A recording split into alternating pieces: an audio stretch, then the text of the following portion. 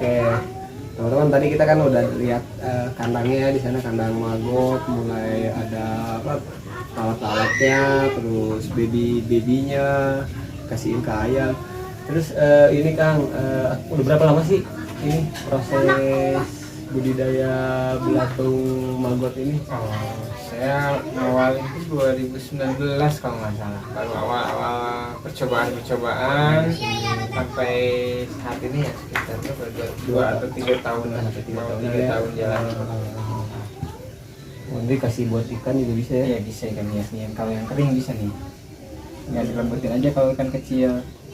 Kalau ikan besar maksudnya tinggal dimasukin aja. Cuma tadi udah dikasih makan dia terlalu banyak.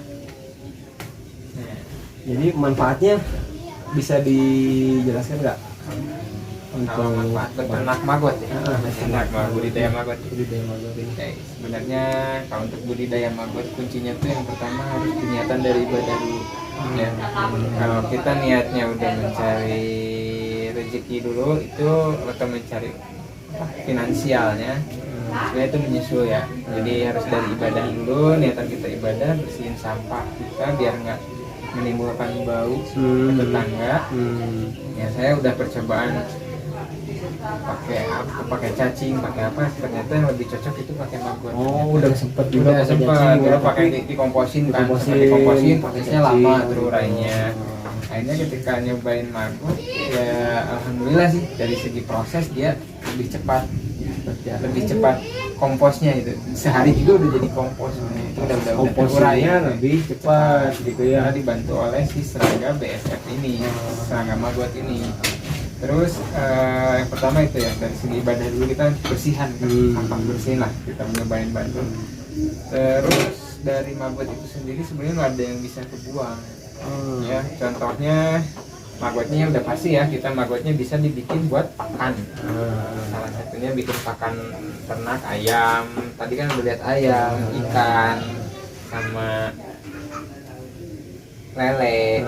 Terus sekarang ikan hias juga bisa. Cuma kalau untuk ikan hias kita harus proses pengeringan ya.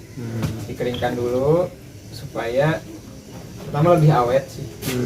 Sama kan ini ikannya kecil-kecil nih, jadi harus dilembutin. Kalau misalkan ikan gede mah satuan bisa. Jadi untuk proses pengawetan bisa dikeringkan atau dibekukan.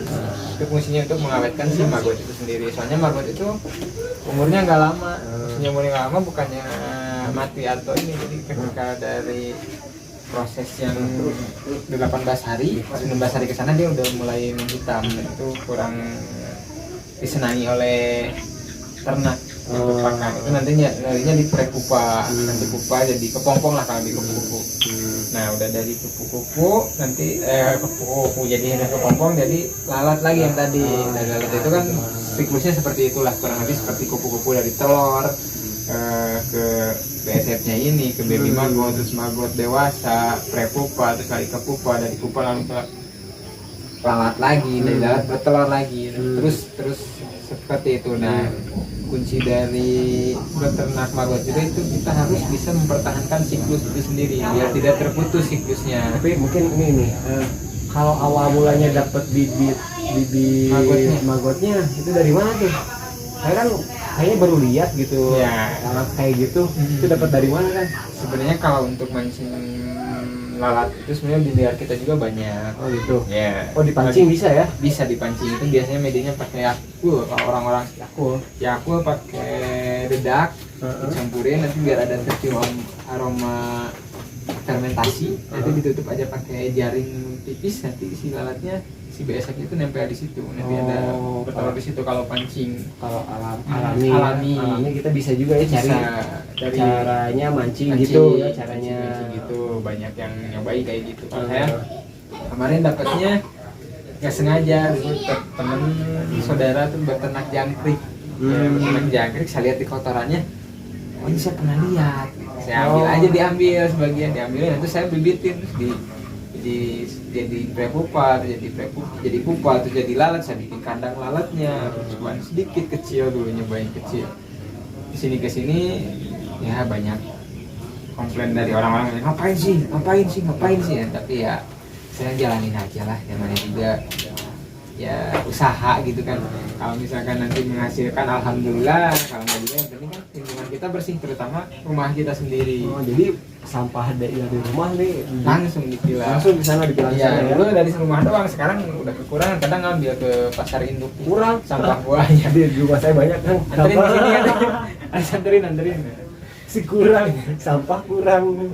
Ya, Itu. gitu. Nah, untuk kandungan dari maggot itu sendiri, saya sih bukan profesor, jadi saya nggak neliti, cuma menurut banyak di Google lah sekarang kan udah banyak di Google gitu tuh, kandungan proteinnya lumayan tinggi. Proteinnya tinggi ya. Tinggi, lebih tinggi, bukan lebih tinggi darinya, lebih bagus lah, hampir sama kayak jangkrik, kayak ulat Hongkong gitu, kayak gitu. Kandungan proteinnya tinggi. Kalau untuk makanya kalau untuk hewan ternak tuh bagus banget ya.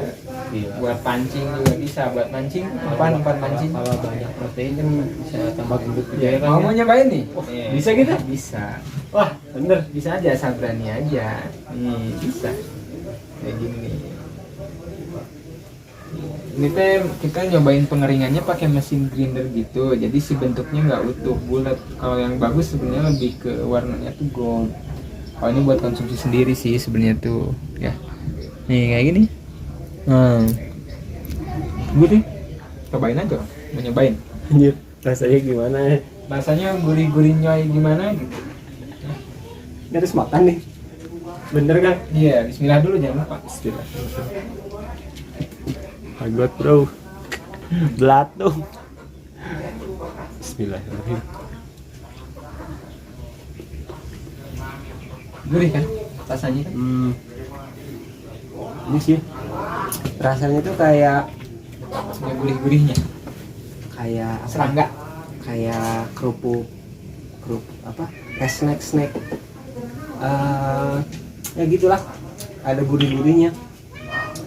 Emang ya nggak kayak belatung sih. Rasanya enak kan? Tadi kita juga kan ada pertanyaannya di atas ya. Ini ada sedikit apa namanya? Oh, mendingan ini makanya.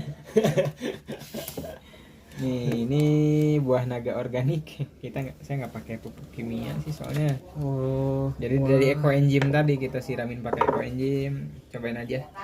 tapi beda Rasanya ya, bener ya. lebih manis sih kalau kata saya. Banyak orang yang bilang juga lebih manis. Alhamdulillah. Tapi beda ya kayak yang di Kalau di jual pasar, di pasaran, tempat pasar. Cobain langsung nih dari hasil maggot, hasilin buah naga. Manis. oke. Udah. Jadi Kang, ini kan teman-teman pasti barangkali ada yang minat gitu kan, minimal mereka pengen ngolah limbah sampah dari rumah, organik, sampah organik dari rumah. Itu kira-kira ada tips atau enggak gimana sih biar bisa beternak BSF ya. Tips yang pertama tuh yang tadi saya bilang, kita jangan nyari dulu jangan nyari dulu nilai ekonomisnya, tapi niatan dulu untuk ibadah, bersihin lingkungan kita, terutama minimal rumah kita, karena kunci dari keberhasilan dari pengolahan sampah adalah kita bisa memilah dari sumbernya. Ya. Pertama itu niatan ibadah dulu. Yang kedua harus istiqomah. Harus istiqomah karena pasti banyak godaannya lah. Pasti banyak godaannya. Yang saya alami banyak godaannya untuk beternak ini. Soalnya pasti dipandang sebelah mata, boleh dibilang dipandang sebelah mata lah, karena kita kan ngapain urus sampah, apalagi belatung lagi kan, jijik, banyak yang jijik kan gitu. Tapi kan dibalik itu ada manfaatnya, bisa mengolah sampah juga, terus si maggotnya bisa buat pakan ternak kita juga. Ya mungkin nanti kita kalau nggak mau makan maggotnya kan kita bisa makan ayamnya, telurnya, ikannya, pupuknya dari buah dari pohon buah yang dipupuk oleh kompos maggot itu sendiri. Terus apalagi ya tipsnya? Oke, kalau gini jadi tadi kan saya udah lihat nih peternakan maggot Kakang ini udah kelihatan berkembang gitu ya, udah mulai maju. Kira-kira mau sampai kapan gitu kan beternak maggot, atau enggak ada target tertentu yang ingin dicapai yang belum tercapai gitu apa ya? Kalau target sementara sih saya pengen lebih pembesaran sih, lebih membesarkan tempat. Soalnya jujur kalau untuk maggot kita kalau pengen besar kita harus punya tempat besar supaya kita bisa menampung lebih banyak sampah lagi. Gitu intinya, kita masih mudah-mudahan dari pihak terkait pemerintahan gitu kan bisa bantu kita, peternak maggot kita yang masih jalan sendiri. Kalau dikasih wadah sama pemerintah kan kita hanya bisa sumbang sih lah buat pemerintah gitu, bantuin sedikit dalam pengelolaan sampah, apalagi di musim hujan kayak gini kan sampah tuh waduh kan saya lihat banjir tuh waduh, itu kan dari sampah semua rata-rata selokannya. Oke Kang, saya kira udah cukup ya. Terima kasih banyak atas waktu sama ilmunya, mudah-mudahan bermanfaat ya video ini buat teman-teman. Silahkan komen untuk pertanyaan-pertanyaannya, atau enggak bisa langsung main ke rumahnya Kang Tatang untuk di Cigagah Wetan, RT 02 RW 04 Kelurahan Palasari, Kecamatan Cibiru, Kota Bandung ya. Nanti di sini kalian bisa belajar bareng, sharing untuk masalah maggot itu. Oke, semoga video ini bermanfaat buat kita semua. Jangan lupa jaga kebersihan, tetap sehat, lakukan apa yang kamu suka dan bahagia.